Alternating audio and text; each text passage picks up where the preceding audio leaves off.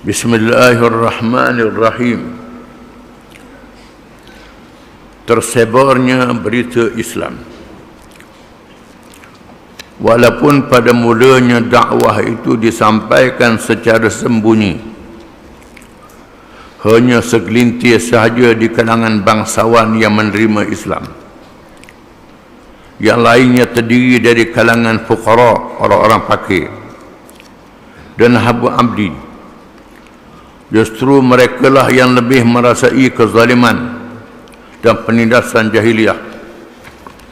Di samping dapat menilai kebenaran Islam itu dari wajah keikhlasan dan budi pekerti luhur segelintir bangsawan yang menerima Islam, angkatan pertama ini tidak perlu dibuktikan dengan mukjizat-mukjizat yang besar, kerana kesucian hati mereka dapat menerima Islam dengan hanya sekadar mendengar berita wahyu dari Rasulullah sallallahu alaihi wasallam. Walaupun pada awalnya Nabi menyebarkan Islam secara sembunyi, tetapi ramai yang masuk Islam. Yang masuk Islam ni dikenal as-sabiqun al-awwalun, golongan yang awal-awal masuk Islam. Kebanyakan mereka adalah orang miskin, orang fakir, orang dhaif, orang muda. Sedikit sahaja di kalangan mereka orang bangsawan. Sedikit saja orang tua. Kebanyakannya orang muda-muda, orang fakir, orang miskin. Mereka ini masuk Islam dengan hidayah secara langsung daripada Allah. Tak payah tengok mukjizat Nabi. Tak ada mukjizat. Dengar Nabi cerita, tahu dah Nabi ini benar, Nabi ini tak bohong. Terus masuk Islam dengan mudah. Mereka mendapat keistimewaan daripada Allah Subhanahu wa taala. Nabi sebut dalam satu hadis, jangan kamu maki sahabat-sahabat aku, iaitu as-sabiqun al-awwalun, golongan yang awal. Sesungguhnya secupak yang didermakan oleh mereka ini tidak sama dengan emas sebesar bukit Uhud yang dibelanjakan oleh mereka yang kemudian. Emas besar bukit Uhud, berapa triliun dah tahu harganya. Tak sama dengan secupak beras, secupak gandum.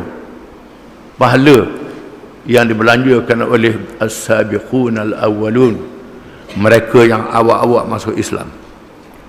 Mereka mendapat kelebihan di sisi Allah Subhanahu wa taala. Hadis ini disebut oleh Nabi kepada Khalid bin Walid. Khalid bin Walid seorang sahabat juga, sama sahabat yang masuk Islam kemudian. Bila Khalid bin Walid berbalah dengan Abdurrahman bin Auf, orang termasuk dalam as-sabiqun al-awwalun. Khalid maki ke Abdurrahman bin Auf kerana balah. Nabi kata, "Mu jangan maki kepada sahabatku yang awal masuk Islam." Secupak yang dibelanjakan oleh mereka ini tak sama emas sebesar bukit Uhud yang dibelanjakan oleh orang lain.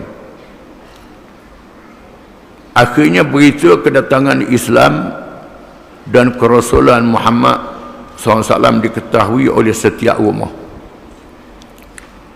Golongan mustad'afin menjadi jumlah paling ramai yang menerima Islam kerana inginkan kebebasan dari keburukan jahiliyah yang telah lama dirasai keburukannya.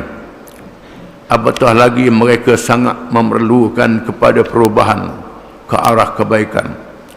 Seterusnya dakwah tersebar laksana air yang menumbuhkan rumput di sana sini. Allah Ta'ala jadikan agama Islam berkembang macam rumput yang disirami oleh air hujan, tumbuh kalau dia nak sekat. Ini adalah kurnia daripada Allah Ta'ala. Walaupun jumlah mereka tidak besar sehingga memungkinkan bertindak menentang sebarang kemungkinan, tetapi Islam telah berjaya menembusi setiap keluarga dan kabilah yang besar di kalangan bangsa Quraisy. Kiranya sebahagian dibahagikan menurut kabilah, maka kita dapati berlaku seperti berikut. Di mana kaum Quraisy yang tinggal di Mekah ni ada kabilah-kabilah, keluarga-keluarga. Siap-siap kabilah ada yang mewakili masuk Islam.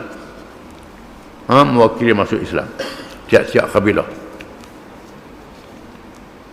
Yang pertama, mereka yang Islam dari kalangan Bani Hashim. Bani Hashim ialah kabilah Nabi SAW. Bani Hashim, keturunan Hashim bin Abdul Manaf. Ummul Mukminin Khadijah binti Khuwailid, Ali bin Abi Talib, Ja'far bin Abi Talib, Ummul Fadl, ada lelam, dah salah je. Ummul Fadl binti Al-Haris, Ubaidah bin Al-Haris, Asma binti Umais, bukan Amis, Umais, salah je. Ain, Umais. Asma binti Umais. Salah je ni penyakit tulah sawami ni. Salah je. Yang kedua, di kalangan Bani Umayyah. Bani Umayyah, Uthman bin Affan. Sayyidina Uthman, salah seorang khalifah. Khalid bin Sa'id, Umaynah, mengikut satu riwayat Umaymah, dua riwayat. Umaymah binti Khalid. Hatib bin Amr, bukan Halib, itu salah je. Hatib dengan T, Hatib. Abdullah bin Jahsh, Abu Ahmad bin Jahsh. Fatimah, isteri kepada Abu Ahmad. Yang ketiga, di kalangan Bani Makhzun, Abu Salamah bin Abdul Asad, kalangan Bani Makhzun. Abu Salamah bin Bani Asad, suami kepada Ummu Salamah radhiyallahu anha. Ayyash, bukan Ayyash bin Abi Rabi'ah. Ammar, bukan Ammar, Ammar bin Yasir. Asma, isteri Ayyash. Yasir bin Ammar, bukan Yasir bin Amir, Yasir bin Ammar. Yasir ni anak Ammar bin Yasir. Sumayyah binti Ghiyas, bukan Khiyas, Ghiyas dengan ghin. Sumayyah binti Ghiyas. Al-Arqam bin Abil Arqam. Yang keempat, di kalangan Bani Taim, Abu Bakar As-Siddiq. Talhah bin Ubaidillah, bukan bin Abdullah, bin Ubaidillah. Talhah bin Ubaidillah.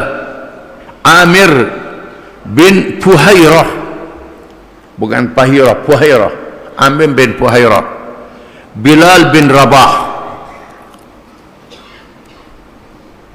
Yang kelima, di kalangan Bani Adi, Sa'id bin Zaid bin Naufal. Di mana ini adik ipar kepada Sayyidina Umar. Ayah dia Zaid bin Naufal ialah seorang yang tak semua berada. Belum lahir Nabi Muhammad SAW, dia dah tak semua berada. Dia beriman kepada Allah, dia tak minum arak. Dia tahu tentang lahir Nabi akhir zaman. Menunggu-nunggu tak mati, tak sempat dia. Tapi anak dia masuk Islam. Sa'id ni salah seorang 10 sahabat yang dijanjikan syurga oleh Nabi SAW. Sa'id bin Zaid. Fatimah binti Al-Khattab, ini adik Sayyidina Umar. Ammar, ada 2 M. Ammar bin Rabi'ah.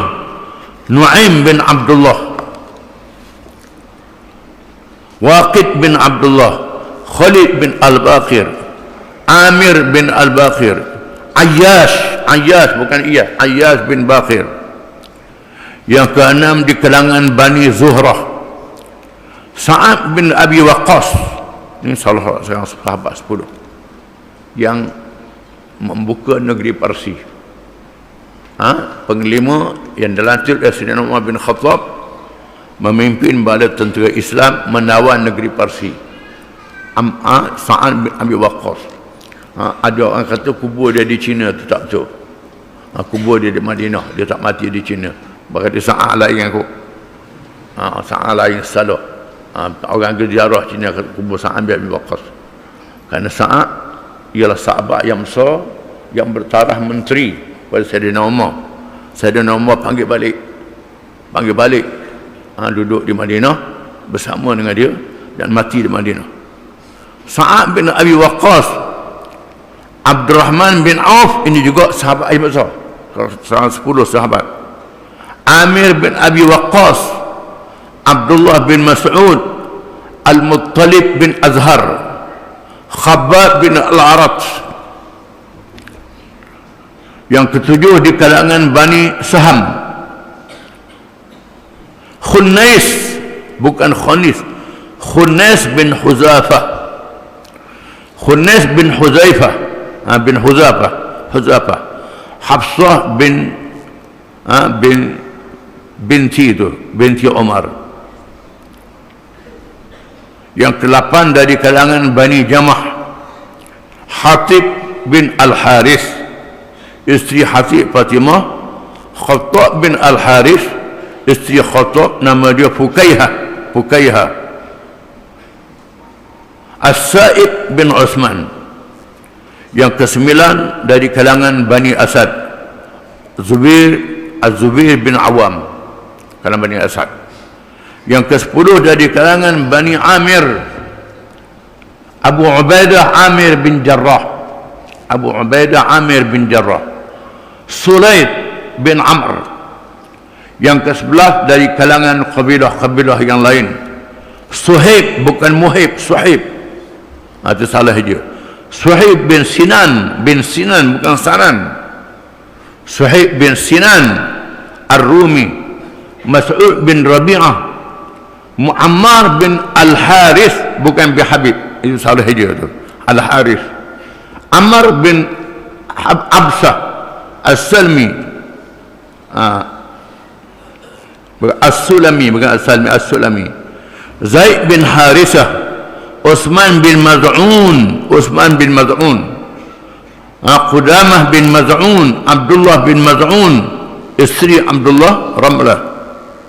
Itu adalah as-sabiqun al-awwalun, orang-orang yang awal masuk Islam, generasi awal yang disebut as-sabiqun al-awwalun, yang disebut di dalam Al-Quranul Karim as-sabiqun al-awwalun radhiyallahu anhum wa radu'an.